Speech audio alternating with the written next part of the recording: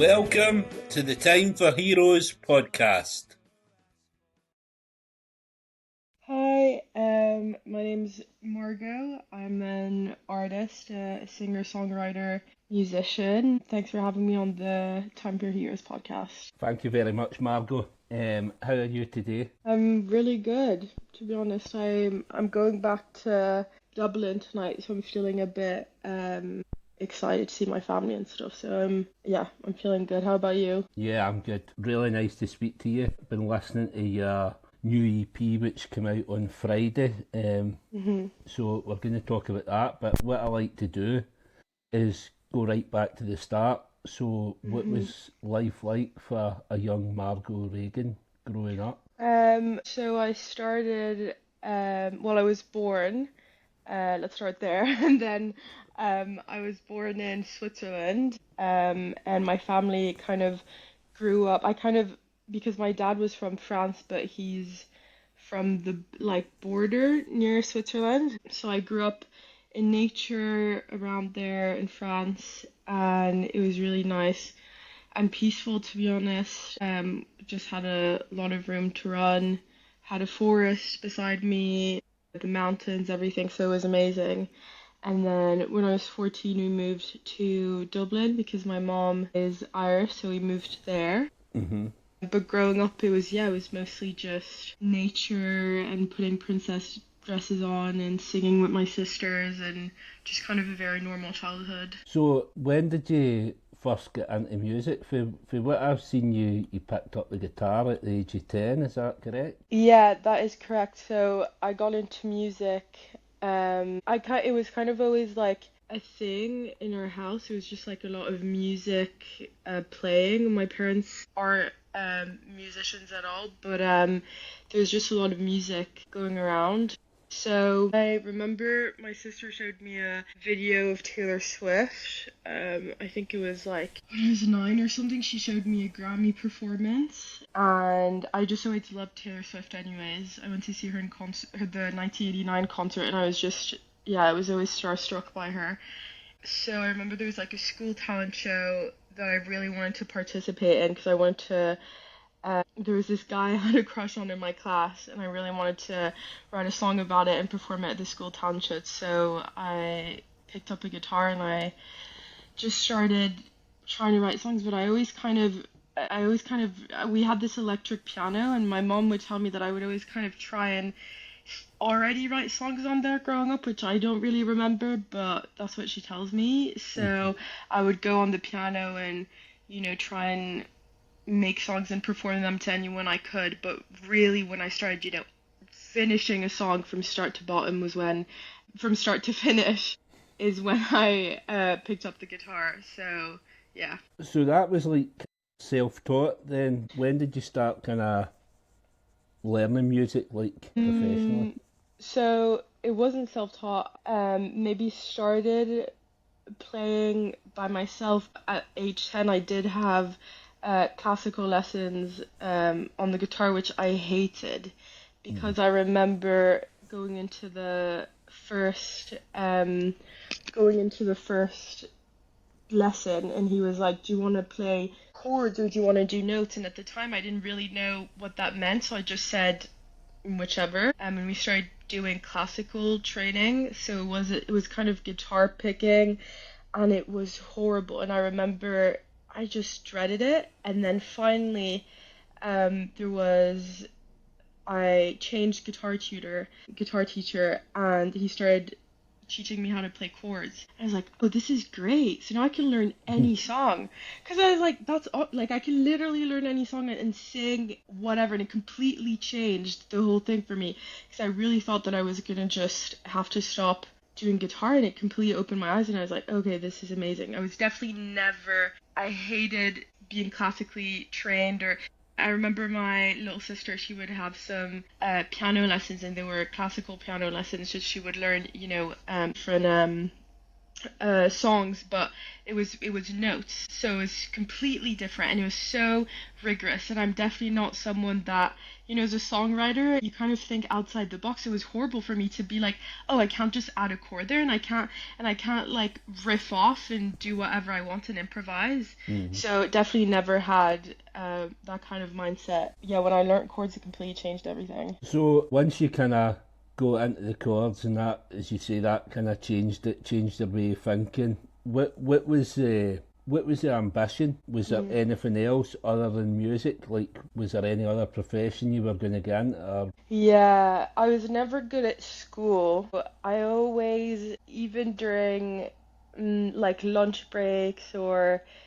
breaks in general, I would just write, like not even songs, but just stories. And I remember, I don't know if you know about Wattpad, but it was kind of a universal teenage girl experience, and it's this online website where you can write stories. And I remember just reading or writing stories, and I just was always drawn to music that I never really saw anything or wanted to do anything. I think maybe when I was really, really young, I wanted to be a dancer, but Mhm. like that was probably just a phase. So there'd never really, which is kind of embarrassing because I wish there had been more, but yeah,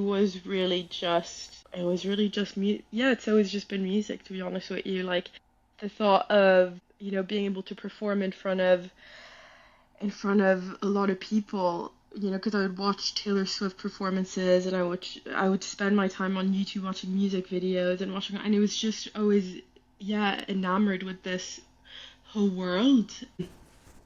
Yeah, I just think it's always been about that, to be honest with you. I don't know why. I don't know where it came from. I don't know how it got instilled in me. I don't know, to be honest, but I just always kind of knew. I don't think you learn it. I think you are born with that sort of attitude, Mm, aren't you? yeah. Influences, obviously, you've mentioned Taylor Swift a few times. What other music were you listening to? If you've got an Irish mother, Mm. I'm imagining she would be influencing some of your musical tastes. Yeah, so my parents listened to a lot of rock music. I think it was kind of their thing. My mom definitely listened to a lot of Irish bands. She loved U2. I didn't get into U2 as much, but she just loved U2. She loves the Cranberries, so she would play that a lot growing up. And it was just, and my dad would play a lot of Fleetwood Mac around the house and stuff like that. So it was kind of always rock music, and that definitely did influence me. And I think like the fearlessness in a lot of Irish musicians is so inspiring to me. Just Sinead O'Connor being so open about what's happening politically, Hmm. and that was just always something that inspired me. Like even if I didn't understand at that age, just in general, like the culture around it or the Irish culture of music. In Dublin, you kind of walk down the street and you have people just playing live all the time, and it's such a community thing. And I do country music, so it's definitely like I love country music, and I love folk music, but there's definitely the aspect of community that I want to bring to that kind of country music that there is in Irish music. And even if it's rock and even if it's whatnot, like there's just so many different aspects that I admire and I want to take into my own music. So my mom was just always playing that, but it was even though the songs were amazing, it was more the culture of it that I think I kind of started inspiring me more as I grew up.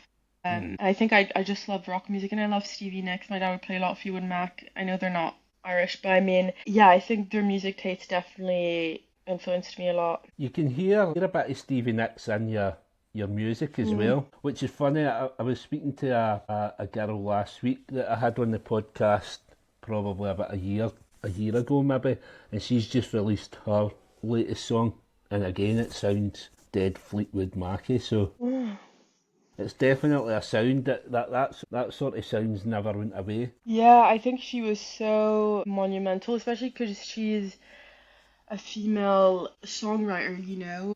Um, and she was kind of just ahead of her time, but also, and she's still going, you know what I mean? Like she's still Mm. doing it, which is so inspiring. And I think, and also that she didn't stop. Like I think it was Landslide it was that song that kind of got them their breakthrough, and or not, because they had been doing it for a while. So even that is so inspiring. She's just such a great songwriter. She's a great performer, and she's just amazing overall. I mean, yeah, she's just great. And obviously, you said that you grew up in Switzerland and you moved to Ireland when you were 14.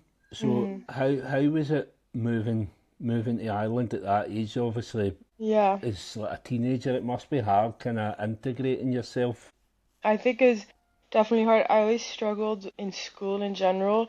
I just always knew I just didn't really want, I didn't understand the concept of being sat in a class and it was not fulfilling or whatnot. So then I think that kind of affected me with friends because I would, kind of have my own quirks about me and I'd be like, guys, let's sing or let's do this or let's do, you know what I mean? So it would kind of Hmm. be hard, although I had great friends growing up, but then I think that also affected me when I moved because I went, I had my friend group and stuff, and I think at that age it's such formative years, and I had my friends. So when I moved, it was like, oh, okay, I have to start all over again.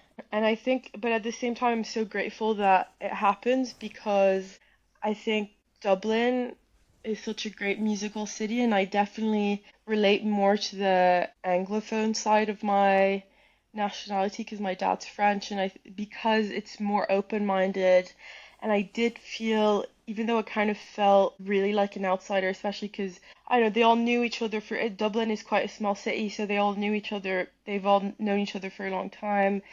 It's just quite very community based and stuff. Um, so that aspect was definitely hard, but at the same time, it felt more inspiring to be around, the kind of Irish mindset, or not Irish, but Anglophone mindset, which is Hmm. very different than the French, and it's more creative and it's more open-minded, and so that helped, I guess, integrate me when, it was a bit hard in school and stuff. And then obviously, when you were 18, you moved to London. So, like moving to Ireland at 14, did that experience help you then when you moved to London at 18? Yeah, I think it definitely helped, and I always knew that I would move around. Like I always knew that, even now I'm in London, but I think for music it's so important to be able to be comfortable with putting yourself in different situations. Like although Dublin is great, I knew that it was, it's quite small, and London is just right beside. So I think I wasn't scared. I don't think I've ever been scared of moving per se, but I think I was more excited to be honest with you. So that moving definitely helped me ease into that. And it was like also really close. It's really close. So it's an hour it's an hour flight, so that Hmm. also really helped to know that my family wasn't that far away. And I think just showing that I was going there for music and having a plan, that also helped to ease into it. And to be honest, yeah, I'm really happy that I did. So, obviously, for studying music at college, to releasing your first EP, how long did that take, and what did you learn at college to take into that? So I started, yeah, so I started uni at 18, and then when I was 19, I started recording with the studio, and then I decided to, write those songs for an EP. Um, and obviously it was quite long. It took like a year and more to have all the songs I wanted on the EP. I just wanted it to be, a lot of people tell you to just release as much as you can, but I actually wanted the songs to represent me Hmm. um, the best way, in the best way. So yeah, it was quite hard and it was quite a long process, but at the same time, I just loved doing it so much that yeah. But we kind of knew, like I kind of knew when I started recording the songs that it was going to lead to an EP. So it was like even though it was in the middle of it, that I was like, oh, okay, I'm gonna release the EP. I still knew. that probably was going to lead to an EP. So it was just, I mean, it was definitely a different experience than, it's weird going from writing in your bedroom and like writing songs in your bedroom to then having to write to know that people are going to listen to it. So that process was different because, you know, you don't you show it to your family and you show it to your friends and you show it to whoever, but that creative process kind of never changes. But then when you start realizing, oh, okay, this is different, this is for a career, this is Hmm. people are going to see it, and you kind of, it was just weird introspective moments that I had whilst writing the EP was like, who am I writing for now? And that's a really big thing is no matter if you're releasing, no matter what you're doing, you really do have to stay true to that creative process and authentic to yourself. And I really think that that's why the first song, Nothing's Gonna Hurt You, did better, is because I was really writing from a place of this is for me. This song is really for me, and I don't care if anyone hears it because it means so much to me and it's so true to what I want to say and to who I am. And I love it so much that actually I don't really care. And then it's still a learning curve, like, you know, to go into the studio or write a song and be like, okay, I still, no matter the voices or outside voices or if this could happen and if that could happen, when you're in the flow of the creative process, you have to just ignore that, and it's a really hard thing, especially at 19 and 18 when you're like you want to please everyone, and 20. So, you know, you have to just kind of try and navigate that, and I'm still trying to navigate it, but I would say that was probably one of the hardest things, I think. And so like, you kind of touched on like when you're in the process. So what is the songwriting process for you? So I think it changes, and it can change over, like, I feel like it has changed over the years. So for example, if I know that I'm gonna write, you know, a pop song, might be start from a concept. So for example, I had this concept the other day of like in the middle of that, and I feel like that's the best when you just wake up with an idea and you have to write it down on your phone because otherwise it's gonna go away. Hmm. So it was just like a concept of a song, what I wanted this song to talk about. But there was no melody, there was no chords, there was nothing.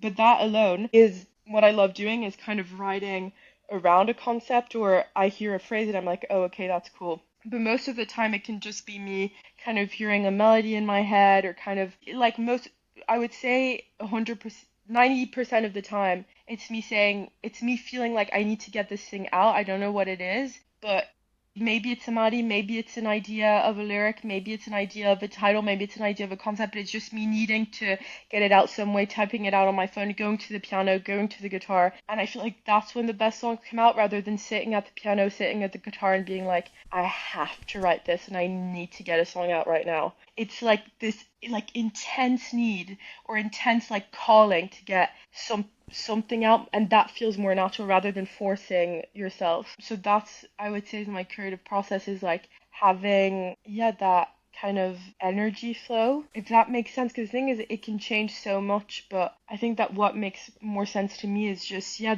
that kind of like, and it's really hard because you have to be in tune, you know, and for example, if you're stressed or something, you might not be in that creative mindset as much. When I am, it's just random ideas coming into my head, like from all corners. Like maybe I'll hear a melody in my sleep and I have to like go to my guitar, you know? So I kind of, it is ever changing, but that is my favorite way. So then once you've got the basis of a song that you want to record, obviously you work with producer Ian Holmes. Mhm. So once he comes into the mix, what happens then? So basically, the way with the three songs on the EP, the way that because there's four songs on the EP, but the three songs that he produced rather than co-wrote, because Obsessed he co-wrote, Hmm. the way that it works is I would just bring a song in that I've written, and then he kind of helps me see how to arrange and to, you know, kind of mind map how I want the song to sound once it's out. So that means recording instruments, you know, working on the computer, recording vocals, like, yeah, that's where he would come into the mixes to finalize the song basically. So like listening to the EP, obviously as you like the opening track, Nothing's Gonna Hurt You, obviously your first song that you released, as you said, I mean, I love it. It does kind of, the lyrics kind of hit, and Thank you. it's got everything about it. Listening to like the other songs, you can hear influences, and obviously, as you touched on Taylor Swift, I heard kind of Ed Sheeran in there, I heard Olivia Rodrigo. So was it a kind of, you can hear the country vibes to it as well, but was it a conscious effort to make it quite poppy as well? I think, well, first of all, thank you for saying that. That's really nice. About Nothing's Gonna Hurt You. Also, yeah, I think it's not a conscious. No, I think it's conscious and subconscious. So, for example, as you said, Olivia Rodrigo, she would also be kind of my one of my influences. And I think the reason why is because what I admire about Olivia Rodrigo and Taylor Swift, they have very catchy songs, so very catchy choruses and very catchy bridges, and a great structure in their songs. But it's also emotional, and they can get through to you with great lyrics and not lose that artistic authenticity. And so I love being emotional in my songs, but also I love to think in a logical way, and I want the listener to be able to listen to the song and then go about their day and not be able to get rid of that melody or, have it go around in their head. I want the listener to be able to sing back, Hmm. with me. I want it to be a shared experience, and I also want like quite a structured song because I think it helps also with that emotional delivery. I think it is a conscious effort sometimes when I'm, especially with the type of songs that I write, to be like, okay, I want to have this kind of verse. I want the verse to come back. I want to have a catchy chorus, and I want to have a big bridge. That's usually how I go about it, just because, yeah, I think it's very Olivia Rodrigo-esque and Taylor Swift-esque. And I don't think it takes away from that artistic authenticity. I could say, I don't care about that, and I just want to write from my soul, and like a structure is whatever, and but it's not me, like it's not, it's not the kind of songs that I listen to. So that is what I love. I love when someone says that melody is so catchy. I love when Hmm. someone can't stop singing that melody. So for me, that aspect is also really important as well as, having lyrics that hit, like you said. Yeah, I mean, I've got Obsessed running round my head right now. It's funny because I mean I'm 45-year-old, no massively into Taylor Swift at all, and I probably wouldn't have heard Olivia Rodrigo up until last year, and it was a Scottish band, the Snuts. I've seen them covering it, and it was probably about this time last year because my dog died, and that was the song. I heard this song, Driver's License. I heard the Snuts doing it, and it was probably the worst day for me to hear this song Oh, because obviously the lyrics are so sad, and I just kind of transferred that to my dog. So now, like Olivia Rodrigo, like, I love her music because obviously I delved in and I found out it was her, and mm. so I signify Olivia Rodrigo with my dead dog. No, I'm sorry for mentioning her so much then. But no, I love it. You know what I mean. And that song helped me through this past year. Listening to your stuff the last couple of weeks, it's kind of brought that Olivia Rodrigo sound back. So I Mm. know it's Well, I'm sorry that your dog died. I have a cat. I'm more of a cat person, but if my cat died, I would also, yeah, I would yeah. definitely need music to get me through that. I So, do have a new dog. She's actually in the kitchen now. She's in season, so she's got a wee pair of frilly knickers on. So uh, she's no what to be on camera today. oh, that's adorable. What's her name? Her name's Sunny. Oh, that's so cute. My cat's name is Benjamin, so everyone always thinks it's like a friend or something because it's such a human name. But no, I did decide to name my cat a human name because it's just, I don't know. I was like, well, to be fair, actually, which is embarrassing to admit, but Taylor Swift has a cat called Benjamin, so I kind of was like, I Hmm. might as well just nick that name. We've done like the kind of songwrite, how you write the songs, how you record. What about like promotion, social media and stuff like that? Mm, Because obviously, look at your Instagram. It's no very cluttered or anything like that. Do mm. you feel that social media is a good thing for you in the music industry, and how does that kind of affect you with your mental health? Because a lot of people feel forced into the social media world. So how do you cope with that? Yeah, I think it's definitely. I think social media has helped artists in so many ways, and I don't want to like discard that because record labels have less power now, I guess, to take advantage of artists because it's given such independence to a lot of us.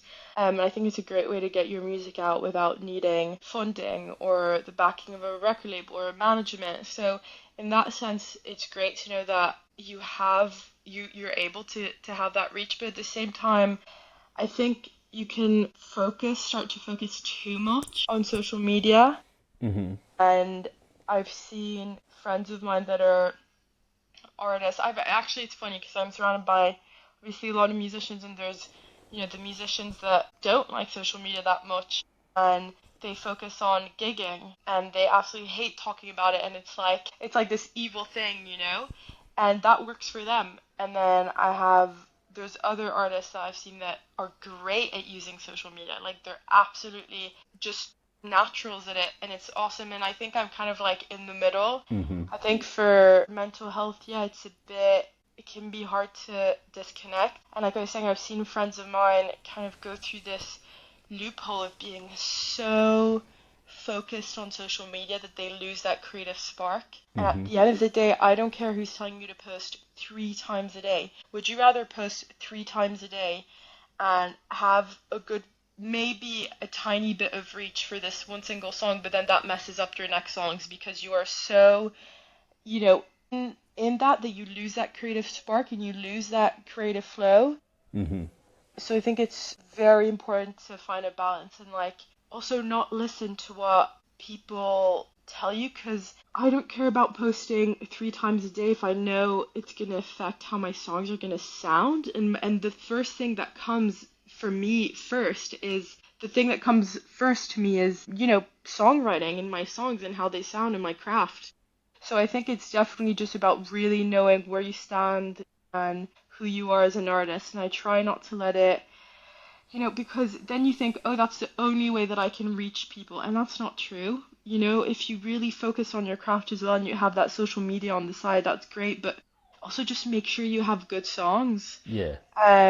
So I think it's definitely, yeah, it's just always about, and it's a great and it's also an awful thing. So it's kind of both sides. So yeah. Yeah, so what you say about the songs, because obviously a lot of my guests, I'll see them on social media and I'll get in contact with them that way. So I've obviously the first time I've seen them is through that. But with yourself, I wasn't aware of you until 2 or 3 weeks ago, Mm, and obviously the PR sent me a message, and mm. so the first thing that I had was the music before the social media, and that's where I connected. So a good song hits a lot harder than a good post on Yeah. Instagram. Yeah, 100%. And I think, like, at the end of the day, you can have and that's what I've seen personally, that, this is what I think. I've seen artists have great social medias, like amazing social medias, but their music has just lost this human touch Hmm. and this kind of human, I don't know, feeling, and it's quite generic. And also, I think record labels are realizing more and more, which I'm not dissing TikTok artists at all. But during COVID, there was obviously a lot of artists blowing up on social media, and so a lot of record labels would get in contact with them and say, "Listen, blah blah, like we want to sign you straight away." That was their new technique, and they still do that, but it's way more watered down. Hmm. And they would realize these artists, like the TikTok artists, they can't perform because they're behind the phone. So then when they would see them perform, they'd be like, oh crap, you know what I mean? So a Yeah. lot of what they saw is a lot of those TikTok artists, they didn't have the same like longevity as other artists because they actually didn't have that kind of human connection or blah blah. It was just all kind of generic, and I think that works sometimes, but also social media is such a, it could be like a one hit wonder thing where one video goes great and then the rest of it doesn't, because Noah Candy, he got discovered on social media, but Hmm. he had so much career behind him and so much craft that went into his songs and into his music that he was able to sustain it. But it's not the case for a lot of artists, so I think it's having a balance. And one performance then, so like looking through your social media, after saying all that, like looking through your social media, there's a lot of posts about your releases and stuff like that. But what about gigging? There didn't Mm, seem to be much of that. So is mm. that something that you're gonna maybe focus on more this year? Yeah, 100%. So I definitely have, that's definitely something that I'm gonna be focusing more on. I think I was focused more on the EP and releasing the EP and, Hmm. using TikTok and stuff to kind of just get it out and being in sessions and stuff and doing it that way. But I think this year I definitely want to gig more. I have like a few events that I want to do. I'm also going to Nashville in March, so I'm hopefully going to do like the Bluebird open mic and stuff. So I Hmm. really do want to gig a lot this year, and that's actually been a big priority thing. Yeah, 100%. You would love it in Nashville, wouldn't you? That'd be right up your Mm. street. And the last episode I had on was a band from Nashville. Yeah, I think I was listening to it. I was listening to it. Yeah, I that they said they were from Nashville. And I was actually just thinking that I think it's such like I've never been, but I just know, and I think they said on the podcast that the level is quite, quite high there. They're Hmm. all such talented musicians and stuff that the level is extremely high. So I definitely think it's about like getting in the right rooms. I'm so focused on the songwriting aspect of things sometimes that I lose like touch with the real world. So that's why I'm like I need to actually get in the real world and like kind of do what musicians do and go there and try and gig rather than just write. But Hmm. even in the songwriting rooms that you get in, the level is just so high. And I was doing a songwriting camp 2 weeks ago. We were talking to Sasha Scarbeck, which is such a great songwriter. Wrote Wrecking Ball, wrote You're Beautiful by James Blunt. So he's so great. And he was Hmm. just like, yeah, the level there is hard. You can't just get into any room and be like, we're here and whatnot. But I'm just so excited to be around country music. I think London is very R&B and soul focused. That I'm just like I just really want to be around the music that I make. So even just being able to experience that a bit is going to be amazing. Yeah, I mean, it sounds amazing, man. That'll be next level for you as well when you get over there and you've got so much inspiration to work with as well. Mhm. So obviously, like you said about so focus on playing live, going to Nashville this year. What else have you got coming up? Like, will there be? Are you working on new music to come out Yeah. towards the end of the year? So now I've released my EP.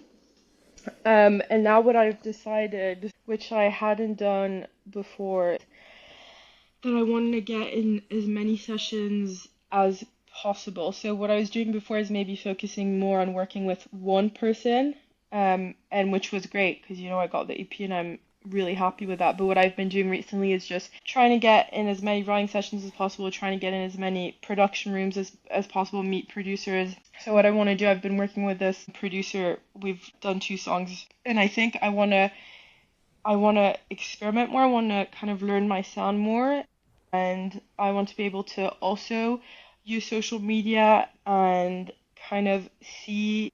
I think Somber was speaking about that not long ago, but kind of see the reaction rather than make a song and then see maybe it's not landing with social media as good. I kind of want to make my songs, not like have them planning to be released, but kind of see how they're working on social media, tease the song, and then release it because I just think that process works better for me. And I think it's less pressure in general. So I think that's what I'm going to be doing and just like not being, I want to have fun with it. I want to, get in as many sessions as possible and make as many songs and and build that portfolio, have those demos Hmm. there, experiment with my sound and especially see how social media reacts to it. So I'm definitely going to be releasing singles this year and focusing on singles. I think it's great that I've released my EP and I'm so happy about that, but I really do want to focus on singles. Brilliant. That sounds amazing. I'll be keeping my eye out for you. But for all the listeners and the viewers today, obviously, After Thought EP by Margaux Regan is out now. Came out on Friday and it's on all streaming platforms. So everybody go and have a listen. You'll not be disappointed. The last part of the podcast, Margaux, obviously it's called Time for Heroes. So I asked my guests to pick 4 heroes to come for dinner. Why are they your heroes and what would you cook for them as well? They can be dead or alive. They can be any profession you like. They don't need to be musicians, whatever. Whoever you decide. I think obviously Taylor Swift first. And do I cook for all of them separately or? It's up to you. The way I imagined it was you're inviting them all to a dinner party, but some people do it separately. Some people like to have one-on-one, I think, with these heroes. No, I would love to invite. That would be funny. I think Taylor Swift, Olivia Rodrigo, and I'm just saying Olivia Rodrigo because I know, she hasn't been releasing music for that long, but to me, it's just her music is very like Taylor Swift, and I think that means a lot to me, and I would love to see them both talk in front of me. And then Jeff Buckley, just because I think, I know he's obviously sadly passed away, but I think I would just have so many questions, and there's so many songs that have gone unheard, and I think I would just love to have a conversation with him. Absolutely love it. And then I think Stevie Nicks, to be honest, because I would want a female songwriter that was kind of before her time. I think, and I would wonder what I would cook. I think I would maybe have a veggie option, but just to be safe. But I would probably cook some pasta, just because I feel like that always goes well. Some pasta, carbonara pasta, maybe in tomato pasta for veggie option, and then some nice red wine for everyone. I feel like that would go down well. I think those 4 guests would all work really well together as well. Yeah, it's a bit random. What Olivia Rodrigo and Taylor Swift would get out of meeting Stevie Nicks. And the Jeff Buckley one's fascinating. I think I spoke about him a few episodes back. Have you seen the documentary about him? No, but I know it's come out. When did it come out? I mean, I seen it a couple of months ago. I think it's really, really good. Obviously, because he's quite a mythical guy. I can mind listening to him. Yeah. No long after he died. He's basically, to me, I kind of thought him as he had the pop side, but I kind of seen him as a solo Nirvana type. Yeah, I agree 100%. And I think he's still all of his songs were so him and so emotional and stuff but he just had this ominous energy about him even when he was alive. You didn't really know that much, but he was just such a great musician that it's sometimes you just have to have a legend at your table, and I just think Jeff Buckley is a legend in music and in all its ways. I really just think that. Yeah, cracking bunch of guests. Very pleased with them, and it's been lovely speaking to you today, Margaux. You too. All the best for the rest of the year. I hope you have a good time in Nashville, and as I said, really looking forward to hearing your next releases, and hopefully once you get into the gigging as well, if you can get yourself up to Scotland, I'd love to see you up here. Oh, that's amazing. Thank you so much, and thank you so much for having me on, and the questions were really great. So I'll keep listening to the podcast. Absolutely love brilliant. it. Thank you. Right. Bye. Thank you very much. Cheers. Thank you. See you. Bye. Thanks again for listening to the podcast. If you'd like to get in touch, please contact me on the email timeforheroespod@gmail.com. Or you can get me on Instagram at Time for Heroes Podcast. Thanks very much. We'll be back soon with another episode.